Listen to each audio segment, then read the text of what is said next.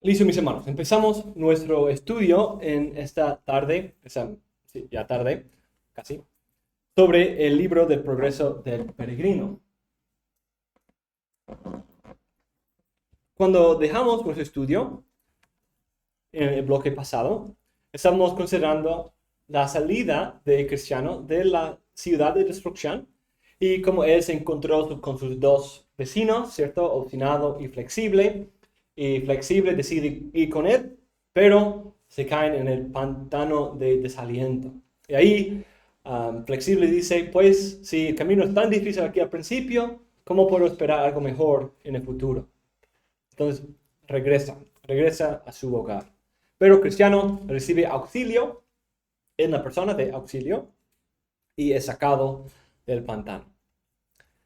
Después de una lucha terrible en el pantano de desaliento, Cristiano sigue en su camino, otra vez caminando solo, ya habiéndole dejado flexible.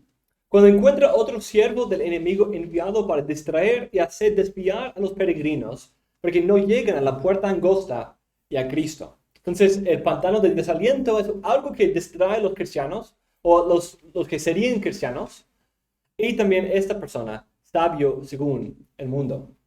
Muchos de los que no caen en el pantano de desaliento y así regresan, sí son enviados por el camino de la legalidad o la aldea de la moralidad. Y como cristiano y Bunyan en su historia personal, algunos pasan por las dos pruebas. En esta historia encontramos el contraste entre dos caminos, el camino del evangelio y el camino de la ley. Dos maneras que los hombres han trazado, pues uno que los hombres han trazado, otro que Dios mismo ha trazado para aliviar la carga del pecado. Solo hay uno que realmente alivia la carga, el evangelio. Pero muchos buscan aliviar su carga a través de la legalidad, a través de las obras. Después de recibir auxilio y poder salir del pantano, Cristiano retoma su camino con gozo, aunque todavía luchando bajo el peso de su carga. Hemos visto eso, que ese peso es lo que le cargaba tanto y a veces casi le ahogó en el pantano de desaliento. En medio de eso, él reconoce que haría todo lo posible para aliviar esa carga y así está en una posición vulnerable para el mal consejo de un nuevo personaje. Está tan desesperado por su peso, su carga, que está dispuesto a hacer lo que sea para poder aliviar esa carga. Pero, como vemos aquí, solo hay un camino verdadero para aliviar esa carga. Otra vez vemos que el nombre del personaje también nos indica mucho acerca de qué clase de persona es. Esa persona es un hombre caballero y gentil, quien se llama sabio según el mundo. Como su nombre indica, y también el nombre de su ciudad de residencia, Prudencia Carnal, ese personaje representa los malos consejos que muchas veces se escuchan entre los del mundo. La carga del pecado y su culpa no es algo que solo se menciona entre los verdaderos cristianos. El mundo también lucha con esa realidad porque todos tienen cierta conciencia dada por Dios y esa conciencia es la obra de la ley escrita en sus corazones. A veces les condena y a veces les justifica. Entonces, todos tienen cierta realidad, y no todos, pero muchos, a menos que sus conciencias sean endurecidas, tienen cierta conciencia de su pecado, de su carga, la necesidad de ser aliviada esa carga. Entonces muchas personas buscan aliviar esa carga, pero lo hacen a través de un endurecimiento de su conciencia, a través de la moralidad, a través de la civilidad, a través de tener una vida buena, hacer buenas obras, evitar ciertos vicios. Y de ahí esa es la vida cristiana. Esa supuesta sabiduría es algo común y frecuentemente los hombres acuden a esta en vez de seguir el camino trazado por la sabiduría del rey expresado en su libro. Viendo a Cristiano sufriendo bajo el peso de su carga, Sabio según el mundo se acerca a Cristiano para ofrecerle una manera de aliviar su carga. Sabio según el mundo le hace dos preguntas que le demuestran a Cristiano que Cristiano podría beneficiarse de su consejo. Cristiano le dice que sí le ha dirigido, que se le ha dirigido a la puerta angosta para aliviar su carga pesada y que también por esa carga ya no puede disfrutar del amor e intimidad con su familia.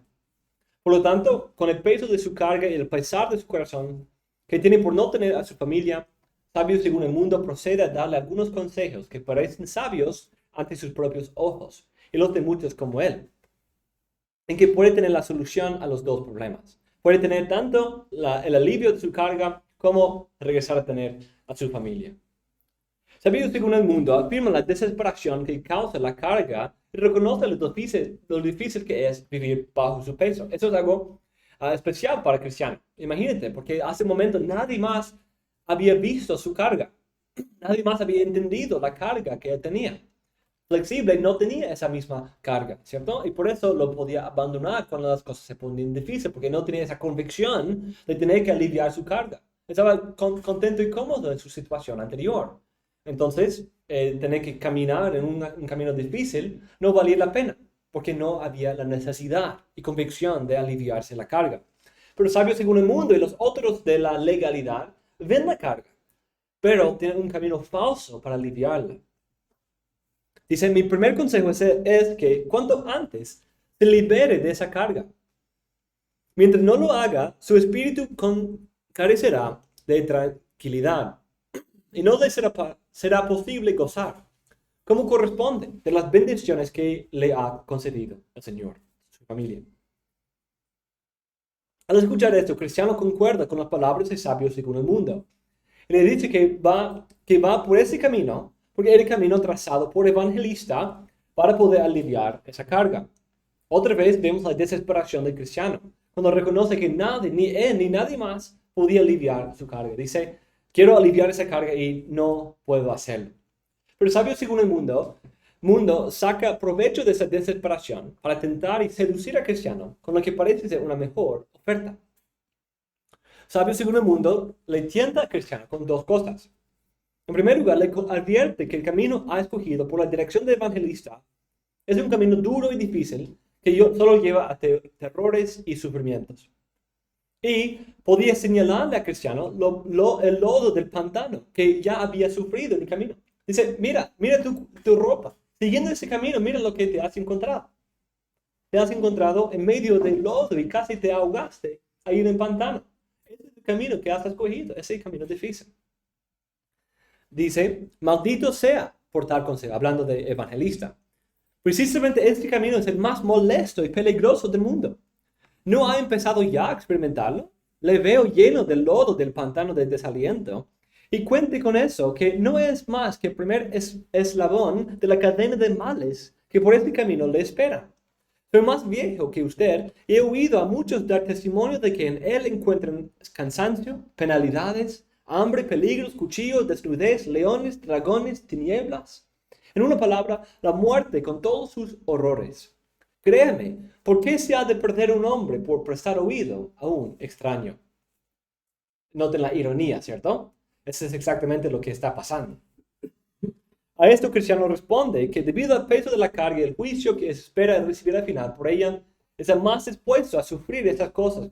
Entonces vemos que tiene un corazón más genuino, un corazón más inocente que sabio según el mundo. Dice, si eso es lo que es necesario, si eso es lo necesario para aliviarme de esa carga y escaparme del juicio de Dios, está bien. Sufrir esas cosas aquí es mucho mejor que sufrir la ira de Dios luego. Entonces vemos una convicción verdadera en él, no algo simplemente temporal. En esas palabras vemos que sabio según el mundo sí dijo algo sabio. Dijo, ¿por qué se ha de perder un hombre por prestar oído a un extraño? Lo dijo con respecto a evangelista, pero cuando luego vemos que mejor se aplica a él mismo, quien era un engañador y mentiroso, proponiendo como paso que es muerte y como sabiduría lo que es necedad. En segundo lugar, le tienta con un camino mejor que puede aliviar su camino sin todo ese dolor y con el beneficio de poder disfrutar de la paz junto con su familia. Entonces dice, este camino es difícil y hay otro camino mejor. Ven las dos tentaciones. Le dice lo siguiente, lo comprendo, sí, pero ¿por qué ha de buscarlo por un camino tan peligroso? Cuando yo puedo enseñarle otro que no tiene ninguna de estas dificultades. Tenga un poquito de paciencia y óigame, mi remedio está al alcance de la mano. Y en él, en lugar de peligros, hallará seguridad, amigos y satisfacciones. Cristiano desesperado y dispuesto a hacer lo que sea para aliviar su carga, escucha su consejo y es advertido de que vaya a un pueblo cercano donde puede encontrar paz, una buena vida, tener buenos vecinos con buenos modales y puede traer también a su familia a vivir ahí. Seguro será más fácil traer a su familia a vivir así que realmente ser convertidos. Y tienen que encontrarse con dos señores, el señor legalidad y su hijo urbanidad, quienes serán capaces de aliviar su carga. Entonces su oferta es el poder aliviar su carga con la ayuda de legalidad y tener paz y bendición de su familia y otros amigos y escaparse de las dificultades del camino recomendado por evangelista. Entonces, claro, es sin cuestión, ¿cierto? Obvio, pueden escoger eso. Si es verdad lo que me dices, por evitar la cruz, evitar los problemas, recibir el alivio de mi carga, tener mi familia, tener buena compañía, excelente, claro, muéstrame el camino. ¿Quiénes son estas dos personas que se proponen como buenos guías para aliviar la carga del pecado? Los dos hombres son legalidad y su hijo urbanidad. Esos dos hombres representan modos comunes de buscar la salvación por medio de las obras. Señor legalidad representa el intento de guardar la ley, o algunas de ellas, y así sentirse en paz con Dios.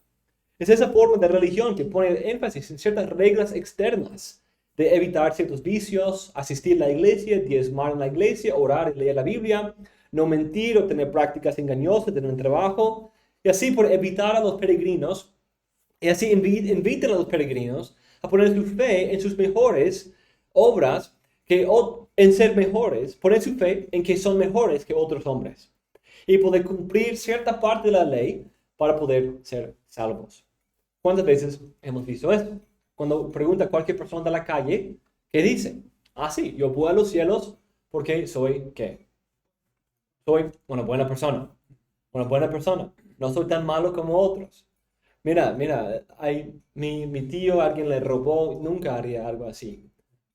Soy mejor que ellos. Entonces, ellos sí merecen ir al infierno, pero yo soy una buena persona, no haría esas cosas. Esa táctica del diablo, siendo sabio según el mundo, en uno de sus agentes, ha estado presente desde el inicio del camino de la salvación. Mientras haya sido un camino verdadero de salvación, ha habido hombres que han confiado en sus obras más que en el Salvador. De hecho, en los días de Cristo, el Señor legalidad llevaba algunos otros nombres: fariseo, escriba, sacerdote. Se dice que esos hombres confiaban en sí mismos. Y eso les llevó a jactarse de su justicia propia y a despreciar a los demás. Esos hombres pensaban que por sus oraciones, observaciones estrictas de ciertas leyes, como la comida, los días de reposo y otras cosas, su evitación de varios pecados graves, simplemente dejar el pecado en la mente estaba bien, a menos que no lo actúe. Pueden lograr así la justicia de Dios. Actaban de sus diezmos, sus oraciones largas, sus ayunos, sus fiestas, su circuncisión, aun cuando omitían las cosas más importantes de la ley. Siempre así funciona la legalidad. Por alguien que entiende de verdad su pecado, entiende de verdad la ley, simplemente si solo se queda con la ley, se queda en completa desesperación de poder salvarse. Cuando uno entiende correctamente la ley y la gravedad de su propio pecado, no llega a una comodidad, no llega a tranquilidad, sino produce ira, produce conflicto, produce una conciencia lastimada y desesperada. Pero cuando solo vemos parte de la ley, podemos estar un poco más tranquilos. Cuando minimizamos nuestros pecados, porque no son tan grandes como los demás, podemos estar tranquilos. Cuando no pecamos en ciertas maneras, aunque quizás pequemos en otros, estamos bien.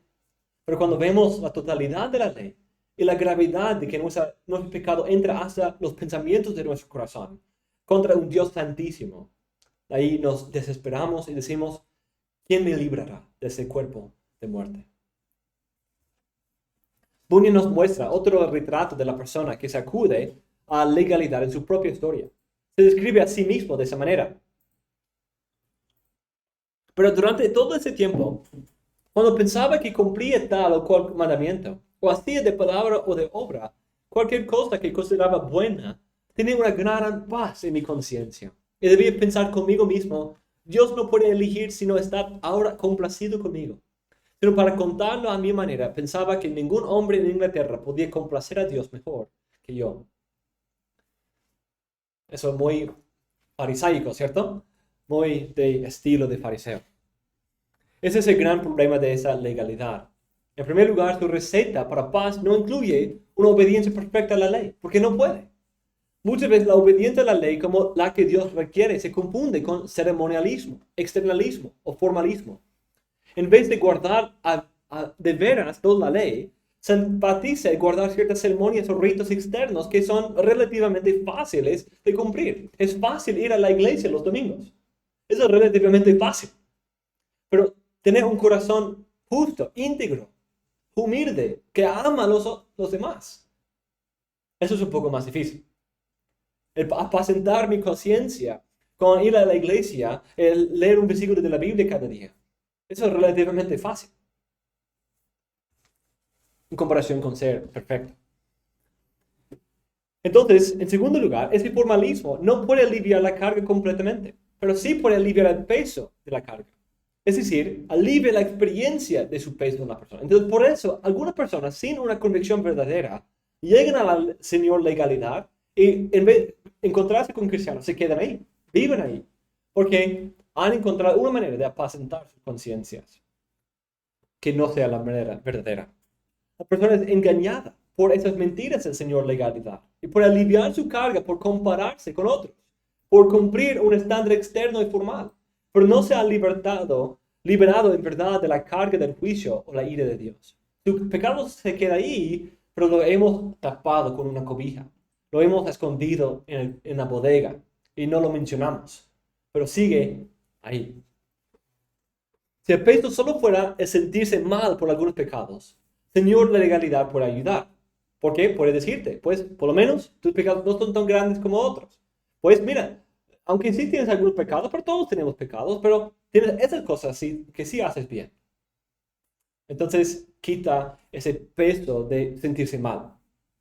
Pero cuando es una carga llena de la culpa de haber ofendido a Dios 3 veces santo, sus remedios ni pueden tocar el problema, sino, como vemos en el caso de Cristiano, lo empeoran. Porque simplemente es una manera, vivir por la ley, simplemente es un recordatorio más obvio de tu incapacidad de guardar la ley. El hijo de legalidad es el señor urbanidad. Podemos también traducir esta palabra por civilidad. Es una forma de legalismo y salvación aún peor. La legalidad se enfoca en este externalismo o ceremonialismo.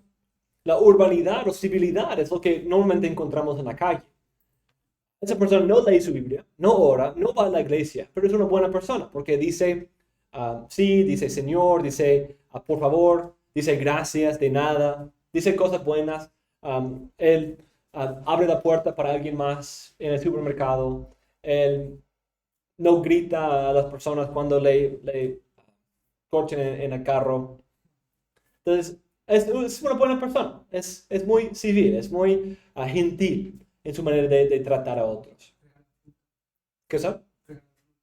Sí, él da una monedita a la persona en la calle. Eso es buena gente, buena gente. Eso es lo que diríamos. Él es buena gente. La civilidad es buena gente. Aunque su corazón es podrido. Debido a que no es tan tosco y escandaloso como otros, piensa que está bien. Esto era un problema muy grande en los días de Bunyan y en la historia subsecuente en Inglaterra.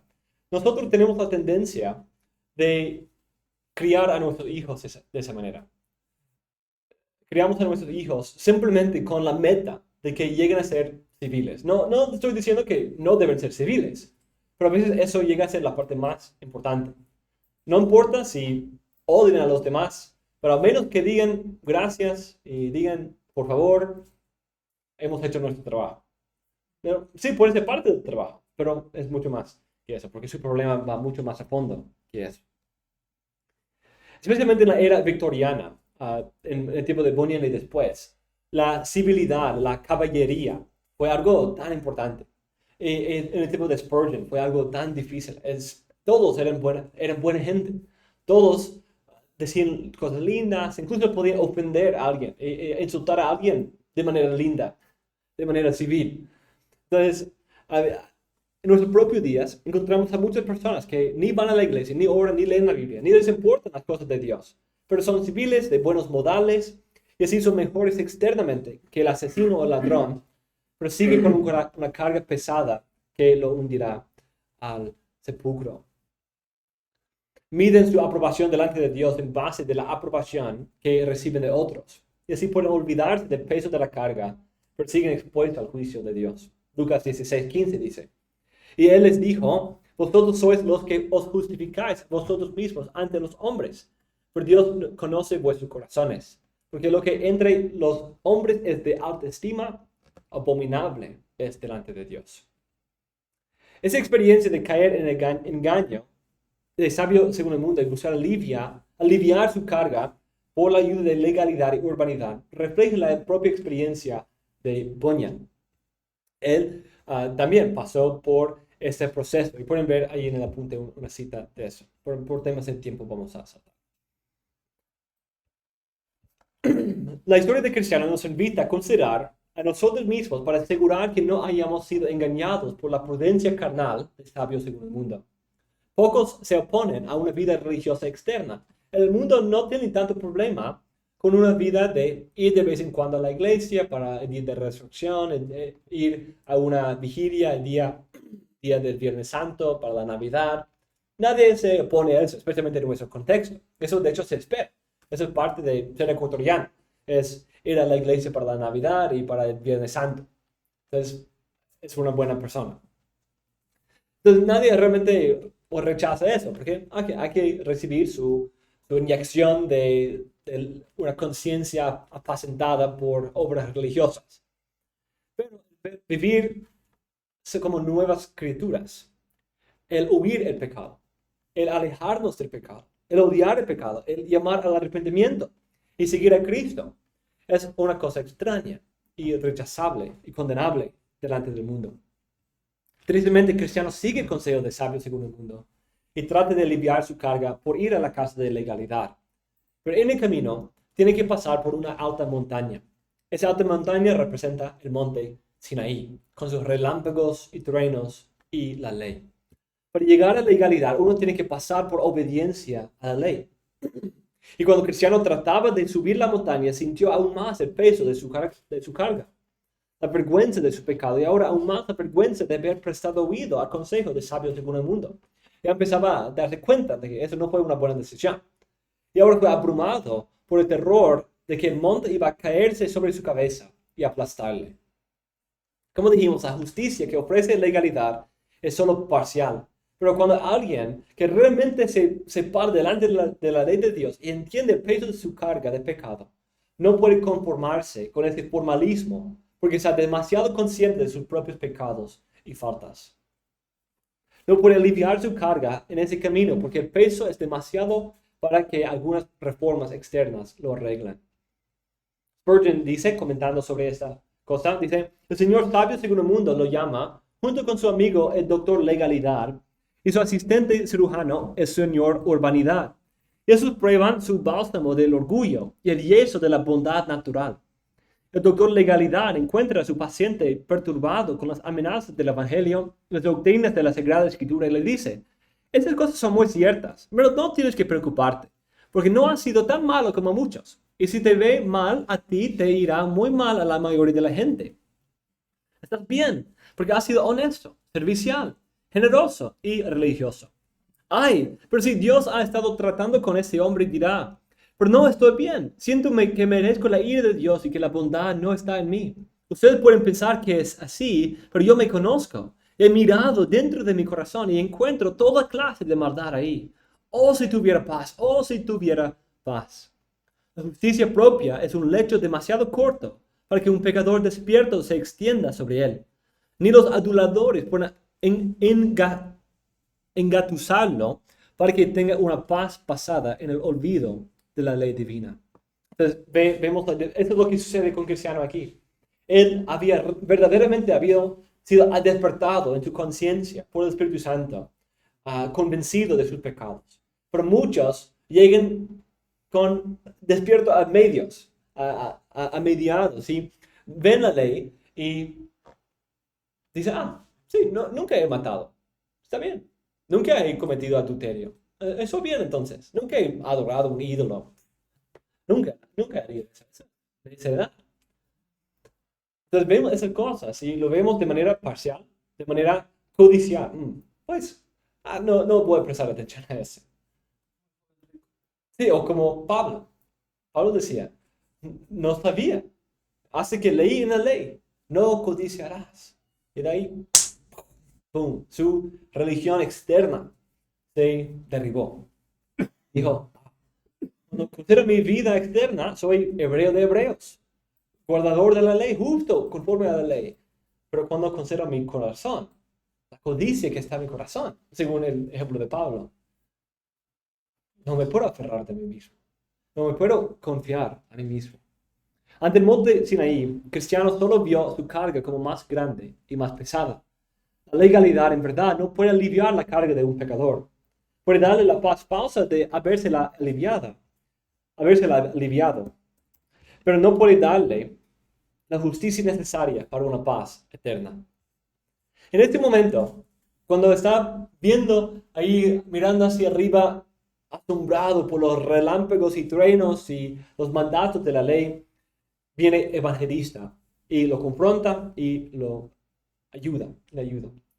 Al verlo, Cristiano está llenado de vergüenza porque sabía la imprudencia y pecado de haber salido del camino correcto.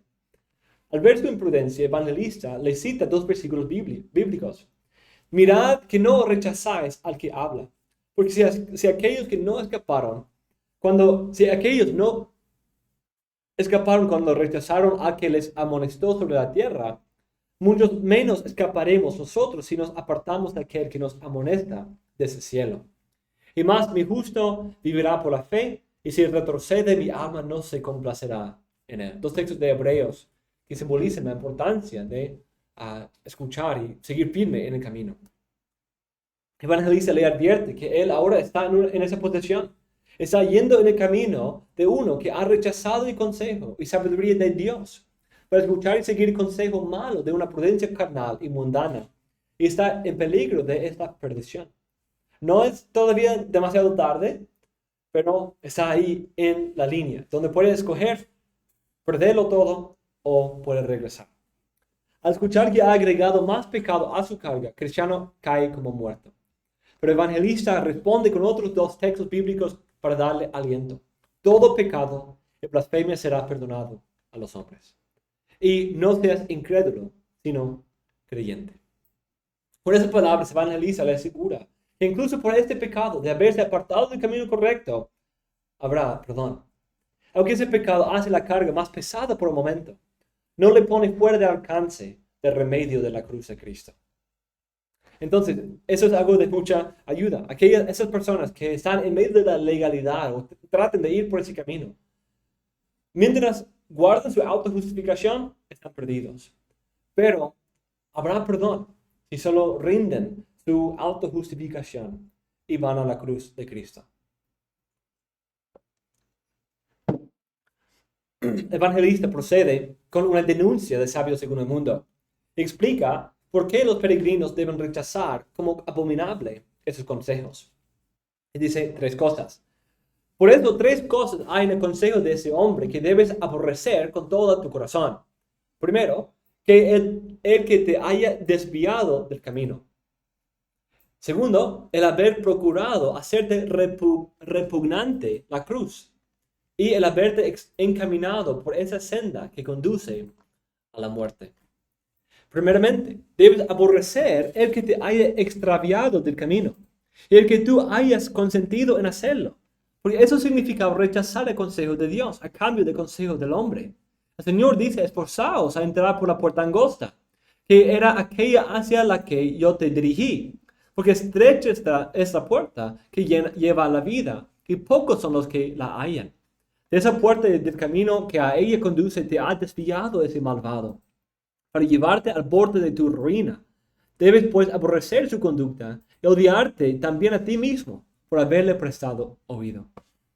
En segundo lugar, tienes que aborrecer el que haya procurado hacerte repugnante la cruz, cuando debes preferirla a todos los tesoros de los egipcios. Además, el Rey de la Gloria te ha dicho que aquel que quiera salvar su vida, la perderá. Y también si alguno viene a mí y no aborrece a su padre y madre y mujer y hijos y hermanos y hermanas y aún también su propia vida, no puede ser mi discípulo. Por esto te digo que un hombre que procura convencerte de que es muerte aquello sin lo cual la verdad ha dicho que no se puede obtener la vida eterna, debe ser para ti abominable. En tercer lugar, debes también aborrecer el que te haya encaminado hacia la senda que conduce al ministerio de muerte. A ese lenguaje de 2 Corintios 3. Calcula, pues, si la persona a quien ibas dirigido sería capaz de librarte de tu carga. Esa persona se llama legalidad. Es hijo de la esclava, que actualmente lo es y está en esclavitud junto con sus hijos. Gálatas 4. Lo cual es también misteriosamente ese monte Sinaí, que tú has temido cayese sobre tu cabeza. Sí, pues ella y sus hijos están en servidumbre. ¿Cómo puedes esperar que sean capaces de darte a ti la libertad? Eso nunca. Legalidad no es quien para librarte de tu carga. Ni ha librado hasta hoy a nadie, ni podrá jamás hacerlo. No puede ser justificado por las obras de la ley, porque por ellas nadie será librado de su carga. Saben que el Señor sabio según el mundo es un embustero, y el Señor legalidad otro semejante. En cuanto a su hijo urbanidad, a pesar de su afectada sonrisa, no es más que un hipócrita, incapaz de darte ayuda. Créeme, todo cuanto has oído de ese insensato no es más que un artificio para apartarte de la salvación, desviándote del camino en que yo te había puesto. En esa explicación de evangelista vemos una enseñanza importantísima para nosotros. La Biblia nos propone el único camino de salvación, que es por medio de la fe en Cristo, que nos llama a tomar nuestra cruz y seguirle. Pero también la Biblia reconoce que hay varios falsos caminos. Hay el camino estrecho y el camino ancho, la puerta angosta y la puerta ancha. Los caminos que se presentan como genuinos son muchos, pero el que de verdad es de paz y da paz y vida es único. Por eso debemos aprender a amar ese camino, aunque tenga muchas dificultades. Debemos evitar el pecado de los israelitas, de quienes se dice, porque dos males ha hecho mi pueblo. Me han abandonado a mí, fuente de aguas vivas, y han cavado para sí cisternas agrietadas que no retienen el agua. Lo que para el mundo necedad es la sabiduría de Dios. Lo que para el mundo es muerte y sufrimiento es la paz y vida de Dios. Somos para algunos el aroma de vida y otros de muerte. Cristiano también cometió esos dos males. Salió del camino a la vida y la bendición y buscó vida por un camino que solo ofrece muerte. El camino de legalidad tiene lindas promesas de paz, tranquilidad, de familia, de amigos, de compañía. Pero en verdad la legalidad mismo sigue bajo la misma esclavitud de su carga, pero lo ha botado de su mente. Y así son incapaces para dar la vida que ofrecen. En verdad la ley sí ofrece vida para el que la cumpla perfectamente, pero es incapaz de dar vida a un pecador. El estado en que todos nos encontramos. Esa es la naturaleza de la sabiduría de los hombres. Solo produce esclavitud y muerte, aunque prometa placer, gloria, aprobación y paz. Además, vemos que el otro mal clave que engañó al cristiano fue el deseo de salir de la cruz, escaparse del sufrimiento. Jesucristo extiende su invitación de esa manera. Si alguno quiere venir en pos de mí, niéguese a sí mismo, tome su cruz y sígame. La cruz no es algo negociable para la vida cristiana. Por esto anima al cristiano a seguir con la mentalidad que tiene antes de con gozo sufrir esas cosas, si es por ellas puede obtener la vida eterna. La gloria y vida que Dios ofrece es de tal naturaleza que envía el olvido, el sufrimiento de la cruz en esta vida. Hay una medida de sufrimiento y dolores necesarios para la vida cristiana. Hay un nivel de autonegación, rechazo de placeres temporales, incluso recibir el rechazo y persecución de otros. Pero ofrece algo mucho más glorioso que vale toda la pena. Como las famosas palabras del misionero Jim Elliot. No es necio aquel que da lo que no puede guardar para obtener aquello que no puede perder. Ese amor por la cruz no debe verse como una actitud que va en búsqueda del sufrimiento o que se expone al sufrimiento evitable y no necesario. sino debe verse como ese sufrimiento esencial para la vida cristiana. La vida cristiana requiere autonegación, requiere sacrificio, requiere que nos entreguemos y nos rindamos delante del Señor y delante de otros para servir su gloria y el bien de otros. Requiere que rindamos las ofertas del placer temporal del pecado. Que aunque el pecado nos ofrezca ciertos placeres y glorias y riquezas aquí, tenemos que negarnos esos placeres que el pecado que ofrece, porque son en contra de la voluntad de nuestro Señor y solo llevan a la muerte. Requiere que nos expongamos al posible rechazo de amigos y familiares para seguir a Cristo. El seguir a Cristo nos da otra opción, porque uno no puede tener el pecado y Cristo. Y siempre habrá oposición a los peregrinos de Cristo. Pero no es la idea de una glorificación del sufrimiento. Es la gloria de poder identificarse con Cristo sin importar el costo. Si esto significa sufrimiento, persecución, abandono, una vida de autonegación, es una cruz gloriosa. Esa cruz es gloriosa porque culmina en la corona. Pero el peligro de los consejos de sabios según el mundo es que promete la corona y placer aquí sin la cruz. Pero los que siguen a Cristo siguen también sus pisadas de ir por la cruz primero y luego esperan recibir juntamente con él la corona. Como la teología de la cruz de Martín Lutero. La cruz y la gloria. Aquellos que encontraban gloria ya en su vida religiosa y otros que se negaban a sí mismos para buscar la gloria de la cruz de Cristo. Consideremos en último lugar la verdad acerca de Sinaí en cuanto a esta insuficiencia de la ley. Dice, esto dijo evangelista y clamando al cielo a gran voz, le pidió una confirmación de cuanto había dicho. En el mismo momento salieron de la montaña bajo la cual había estado Cristiano palabras y fuego, la cual erizó sus cabellos. Las palabras que oyó fueron las siguientes. Todos los que dependen de las obras de la ley están bajo la maldición. Pues escrito está, maldito todo aquel que no permaneciere en todas las cosas escritas en el libro de la ley para hacerlas. La razón que su encuentro con la monte Sinaí hizo su carga más pesada es porque esto fue el propósito original por el cual Dios dio la ley. En el contexto de los pecadores, Dios no dio la ley para ser un camino de salvación, para que las personas buscaran su salvación a través de obediencia. Es cierto que la ley dice, ofrece vida de verdad para aquellos que cumplen perfectamente esa ley. Pero el problema es que nadie lo ha hecho o lo puede hacer, menos Cristo nuestro Señor. Y ese es el Evangelio, ¿cierto? Que Cristo cumplió la ley por nosotros. Pero nada de nosotros ha podido o puede cumplir esa ley, porque ya somos pecadores, ya hemos fracasado.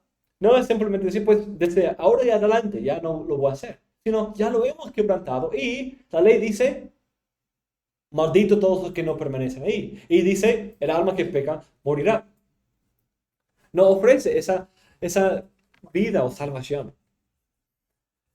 La ley viene para cerrar las bocas de los hombres, Romanos 3:19, para mostrar que todos están bajo la maldición, Romanos 3:23, para exponer los pecados, Gálatas 3:19 y Romanos 7, y para mostrar la necesidad de Cristo.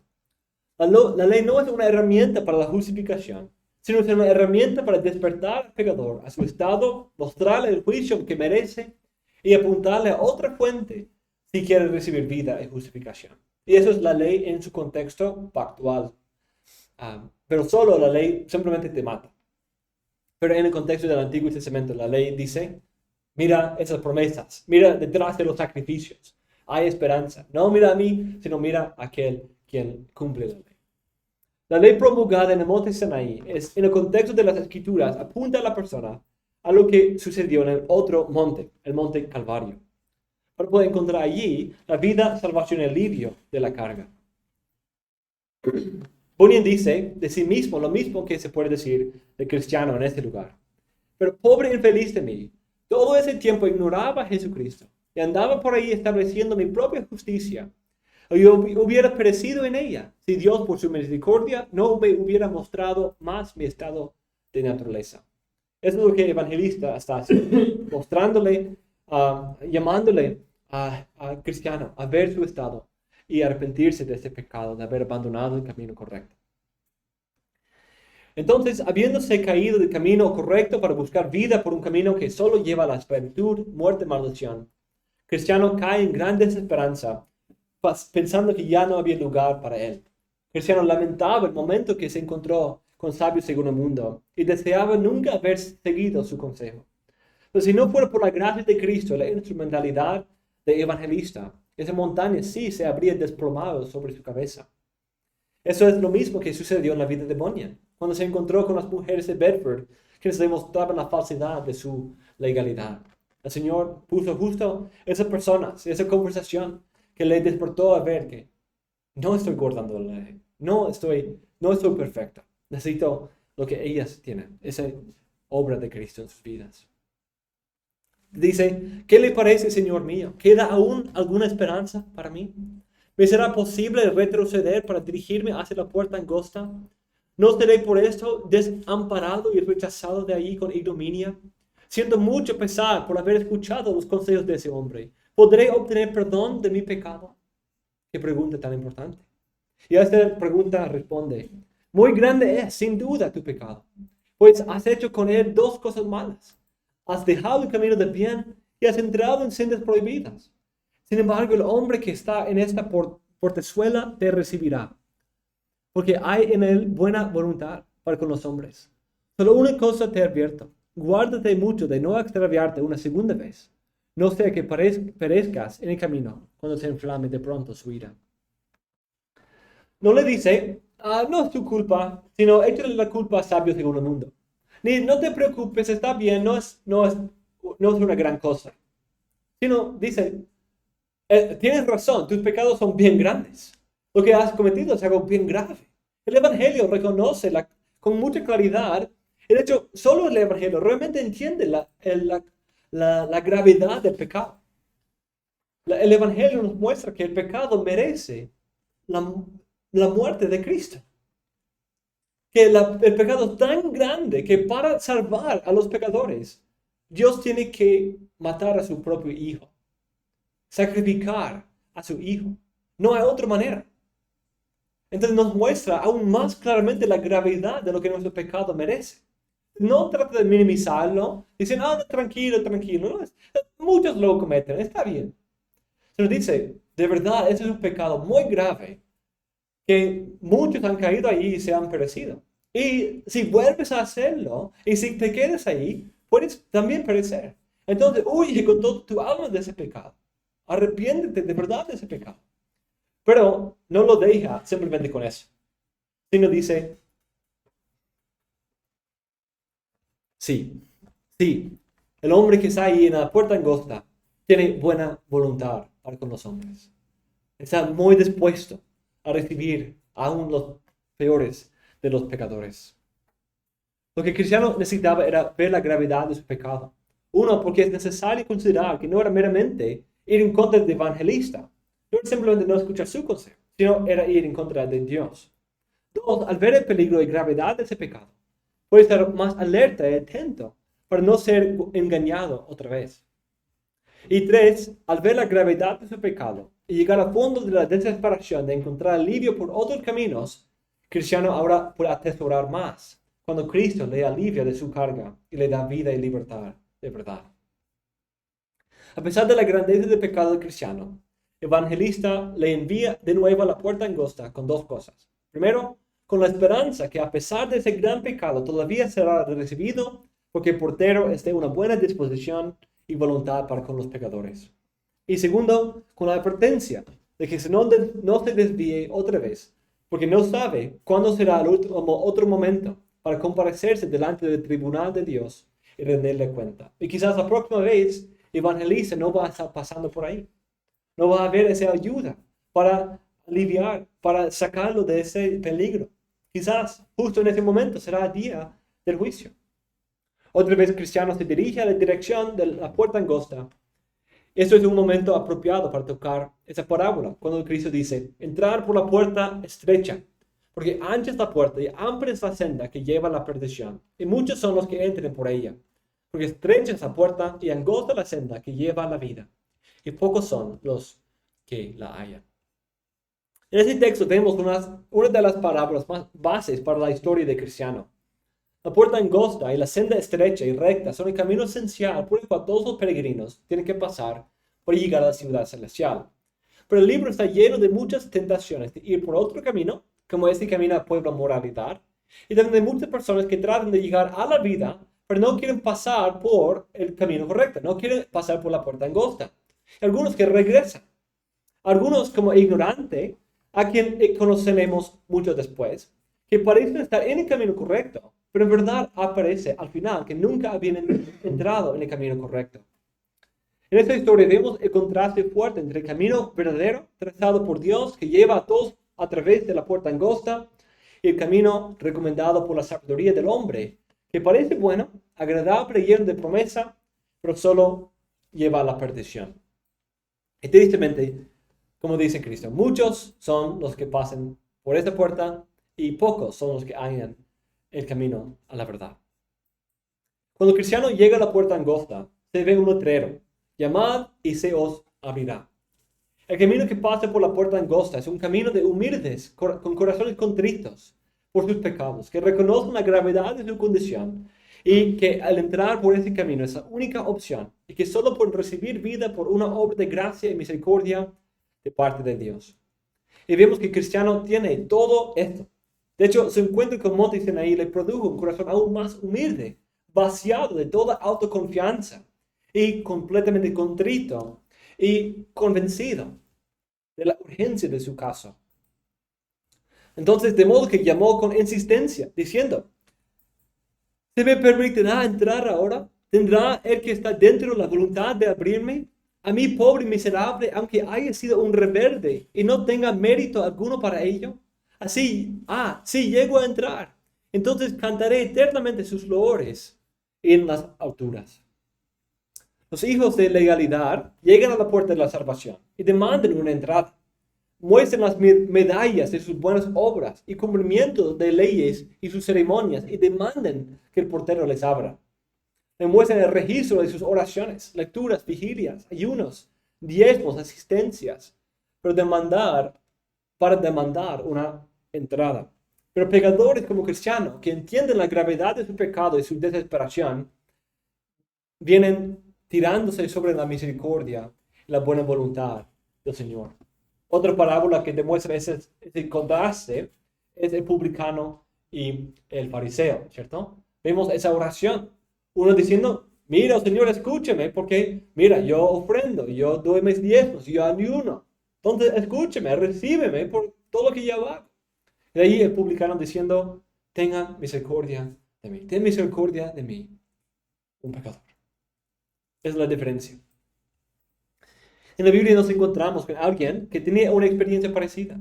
La mujer que sufría de la fuente de sangre había sufrido grandemente por 12 años y buscaba ayuda en médicos y otras fuentes y no le ayudaba para nada. Sino le iba peor. Finalmente gastó todo su dinero. En ese estado seguía con el dolor aún peor de lo que era cuando empezó. Y ahora queda sin nada de dinero y nada de esperanza. Pero en este momento que Jesús llega a su pueblo y decide acercarse para poder tocar si solo el borde de su manto para poder ser salva. Lo que todos los médicos del mundo no pueden ayudar, sino solo empeoraron, Cristo pudo curar en un instante por el mero toque de su manto. Cristo es poderoso Salvador y de buena disposición para poder salvar a los pecadores. Como esta mujer, cristiano también lo había gastado todo en los otros caminos y ahora su carga era peor. Y con esa desesperación y la esperanza de la misericordia en Cristo, se acerca a la puerta angosta. Además, vemos su humildad y contrición luego más claramente. Cuando relata la historia del pantano de desaliento, como flexible se volvió atrás y rindió la gloria celestial para la comunidad de su casa. Buena voluntad responde: desdichado, ¿tampoco vale para él la gloria celestial, que no le parece digna de sufrir algunas dificultades para conseguirla? Y pueden imaginarse la respuesta de Cristiano. Fue un golpe, ¿cierto? hablando de cómo flexible se apartó, pero usó una descripción que describe a él en esa escena. Imagínate el golpe de su conciencia. Pero él responde, Señor, es verdad cuanto acabo de decir de flexible. Pero si yo hablase de mí, no sé cuál de los dos ha procedido peor. Yo también me aparté de ese camino para seguir el de la muerte, prestando oído a los argumentos carnales de un señor llamado sabio según el mundo. El evangelista le salió al encuentro. No decía aquí, mira, sí, cierto, pobre flexible, yo soy mejor que él. Sino dice, si no fuera por evangelista, si no fuera por la misericordia del Señor, habría una situación aún peor que flexible. Dice, ¿quién sabe en verdad lo que hubiera sido de mí si en aquel momento de temor e incertidumbre no me hubiese salido al encuentro evangelista? Sin él nunca habría llegado hasta aquí. Pero afortunadamente aquí estoy, tal como soy. Más digno ciertamente de haber sido sepultado por la montaña que de encontrarme hablando con mi Señor. Ha sido un gran favor para mí el que después de todo esto me haya usted admitido en este lugar. Quizás también podemos nosotros pensar de algo parecido. ¿Se acuerdan de su propio camino al Señor? ¿Cómo sería vida hoy? ¿Cómo sería tu vida hoy si tu compañero nunca te hubiera invitado a la iglesia?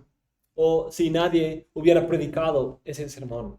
O si el Señor no hubiera permitido que encontraras ese sermón en línea. O encontraras esa iglesia donde escuchaste el Evangelio. Imagínate cómo sería tu vida ahora. Y podemos decir, ¿quién sabe en verdad lo que hubiera sido de mí? Cristiano llega a la puerta y llama, haciendo referencia a las palabras de Mateo 11:28. Venid a mí todos los que estáis cansados y cargados, y yo os haré descansar. Por fin está acercándose a al alivio de su carga.